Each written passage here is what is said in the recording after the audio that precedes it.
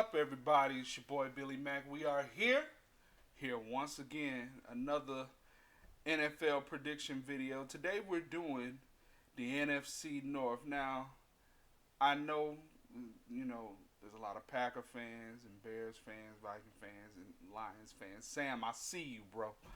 I think it's going to be a very strong year for you all. But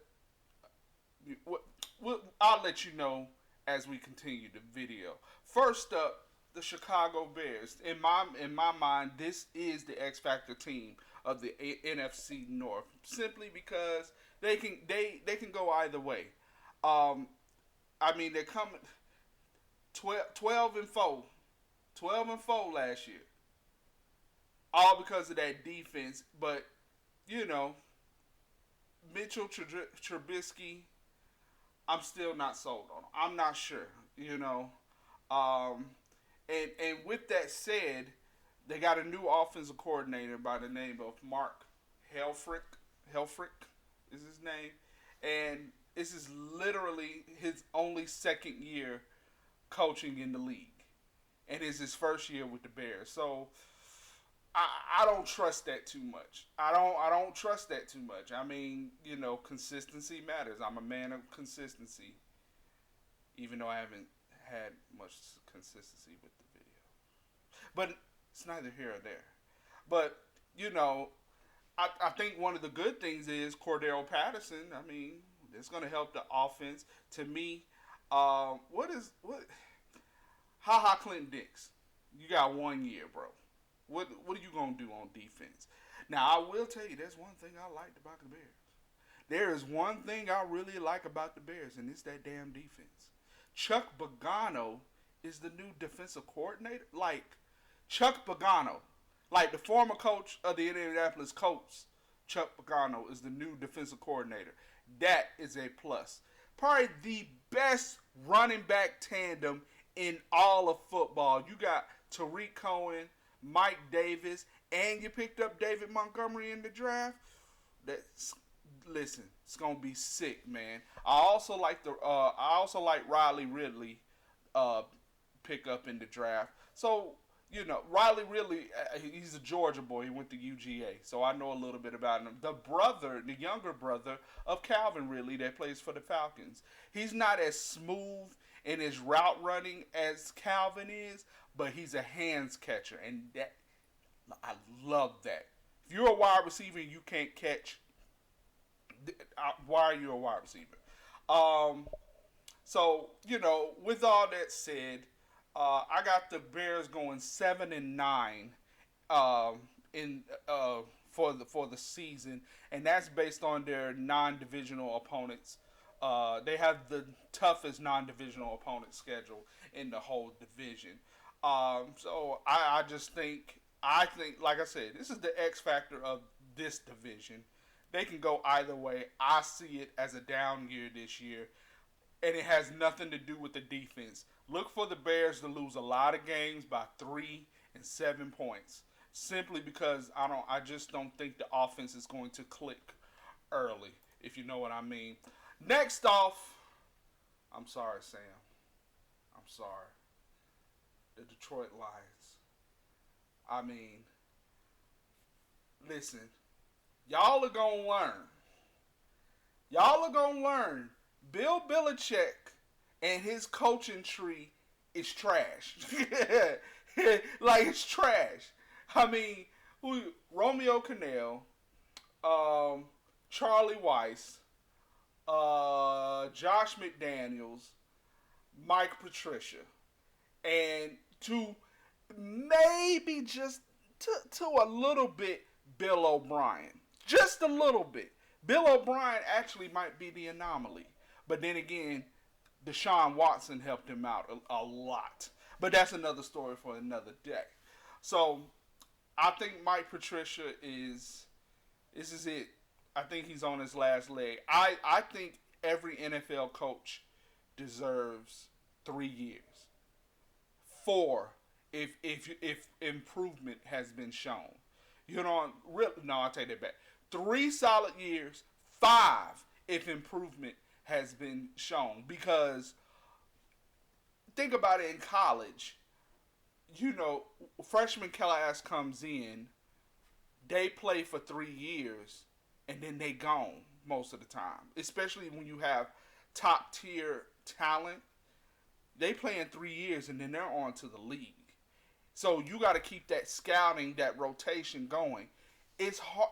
The NFL, it's harder to do that because you're building a team through free agency and you're building a team through draft.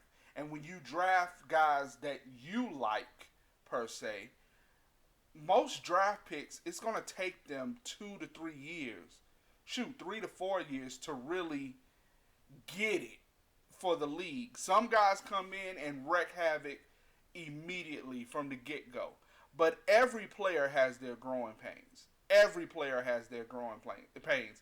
And I think it's wrong of us as fans and as coaches and GMs to just think they're just going to come in and do well. It's not all. That's not the case. That's an anomaly. That's an anomaly. You know what I'm saying? But I will give him this. Matthew Stafford has another toy, an X Factor toy, in Danny Amendola. And a lot of people forget, Danny Amendola was that dude in St. Louis before he went to the Patriots. Danny Amendola, in a way, was a new Wes Welker. Because Wes Welker was good when he was in Miami.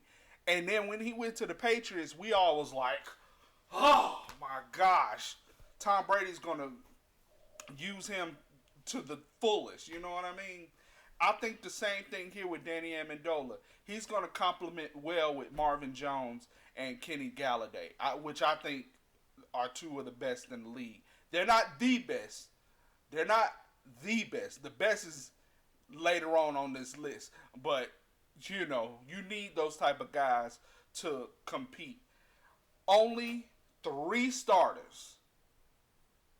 No, I take that back. Y'all lost 3 starters on defense, Detroit. No Ezekiel Ansah, no Ricky Jean Francois, and no Glover Quinn. Those are some big names. So Mike Patricia hopefully can step in and work wonders with that defense. At least that's what you hope for. C.J. Anderson is going to replace LeGarrette Blount, which is, I think, a good thing.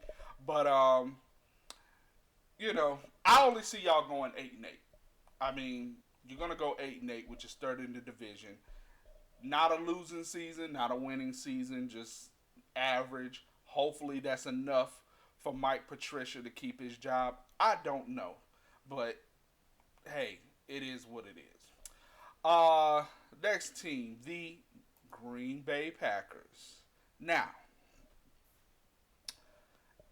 if you watched my last video when I was talking about the AFC North and how the Cleveland Browns are going to win games on talent alone, Aaron Rodgers is going to win games on talent alone. He's going to win some games off talent alone. Matt LaFleur is the new head coach. Brand new coaching staff. It is brand new. The only thing is, how is his wide receiver core? I never understood. I get Tom Brady and Aaron Rodgers are these great quarterbacks. But I don't understand why the GMs will not provide talent around them. I don't get it. Right now, all Aaron Rodgers got that I've looked at the roster. All Aaron Rodgers got right now is Devontae Adams and Jimmy Graham. Like, that's it. I'm just looking around like, y'all just not gonna give this man any help. If y'all believe in Aaron Rodgers that much, give him help. The notion that, we don't need all this, our quarterback's so great, so we don't have to give him that much talent, that's BS. Okay? A great quarterback is an anomaly. Because if great quarterbacks were in high, because if we had a lot of great quarterbacks, then the Cleveland Browns would have been made the playoff. The Cleveland Browns ain't made the playoffs, or yeah, I think the Cleveland Browns haven't won the division since the 1960s. Okay, so if having a great quarterback didn't mean something, they would have been won the division by now. Off great quarterback play. So when people tell me, "Oh, they're great quarterback," no, I mean, yeah, they're great quarterbacks, but dude, you still need talent. Troy Aikman had talent. Joe Montana and Steve Young had talent. Dan Marino, talent. Warren Moon, dude. A lot of people forget this. Warren Moon had 4 1,000-yard receivers in one season. Dude, you gotta have talent around you. You being a great quarterback ain't everything, But that's another tangent for another day, man. Anyway, unbeknownst to me, I was doing my research. I didn't even realize they had lost Clay Matthews. But the good thing is they finally start addressing the defense in the draft. They picked up Zadarius Smith. I think he came from the Browns or Minnesota.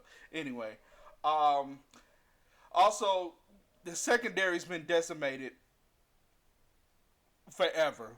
So they got some guys coming back. Hopefully the injury bug won't hit them again. But just like the Pittsburgh Steelers, I got the Green Bay Packers going 10-6, but they're gonna miss the playoffs simply because of the tiebreaker with Minnesota. I just think like I said before, the AFC is very top heavy. There are literally like 5 or 6 teams that are going to be vying for that number 1 spot. In the NFC, we have I think a lot of good teams that it can go either way. I just told you the Chicago Bears are the X factor. They might mess around and win the division again. You know what they have the capability to do it. I don't believe they will, but they clearly have the team and the capability and the defense to do it. So the NFC is more so, you're going to see, as I do these predictions, you're going to see a lot of NFC teams having 9-7, 10-6, maybe even 11-5 records and missing the playoffs, because I just think the NFC is just that. It's that all around good. You know what I'm saying? So Green Bay, you're going 10-6, missing the playoffs. I'm sorry, but it is what it is. And last but not least, the team who I got going first in the division and going into the playoffs is the Minnesota Vikings. Now, I do not believe in Kirk Cousins. No, I'll take that back. I like Kirk Cousins. I liked him out of Michigan State. He beat my Georgia Bulldogs, I think, in the Outback Bowl in his senior year. So, and it was because of his play that Michigan State won that game. So, I do like Kirk Cousins. I just don't understand. Like, I don't understand. I don't understand. I don't know why he just can't get it right. But, I think this team is going to win because of their defense. I said this team is solid. It's solid all the way through. It's solid. And like I said earlier, this team has the best wide receiver tandem in all of the league. Stephon Diggs and Adam Thielen. I don't even, and God forbid. Now I will say this: they say the wide receiver position is the hardest to learn in the NFL. So God forbid Laquan Treadwell has an aha moment and decides to start playing like the number 1 pick he's supposed to be. God forbid. Then they really are going to be just unstoppable on offense. It's crazy. I love Mike Zimmer. He was the Dallas Cowboys defensive coordinator back when we was winning Super Bowls. So I believe in Mike Zimmer and his type of defense. They got Cousins some help on the O line, so I think that's going to help. Uh the one thing that's going to hurt this team, if one thing is going to hurt this team, is their running back situation. All I looked at their roster. The only guy that I reckon, there's only two guys I recognize, and one is Dalvin Cook. He's injury prone. The other one is Amir Abdullah, the former running back for the Detroit Lions. I honestly don't know what he's gonna do. I just don't know. I mean, obviously he's gonna be a backup. We know he's very good at catching the ball out of the backfield. How is he actually running the ball? I don't know. But and then I look at the other guys. I don't know who they are. Maybe there's a gem in there, but somebody might come out of nowhere like a Robert Smith back in the day. So we'll see. Um, I got the Minnesota Vikings going 10-6. Also, they're gonna win the division because they hold the tiebreaker with Green Bay, and that's not a coincidence because they have the overall easiest schedule out of all four teams in that division. Um, and they're gonna make the playoffs, but they're gonna be the fourth seed. So I look at this. I look at the NFC North, and yeah, it's going to be difficult. Um, I don't see the Lions doing much. Chicago has a chance. Green Bay also has a chance. So I think it's a three-team race. Um, and we gonna go from there. But hey, I love football, and football is back, baby. Yeah. So please like, subscribe, share to your boy. I think I'm gonna do the South. I think I'm gonna do the NFC and AFC South next. And so yeah, we'll do the South next. We'll do the West next, and then last but not least, we'll do the East because my favorite team's in the East, and my homeboy's favorite team is in the East. So you can't make that up. It worked out perfectly. So, uh, like I said, thanks for y'all. Thank y'all for watching. Please like, subscribe, subscribe, and share. It's your boy Billy Mack. Peace. I burped a little bit, but peace.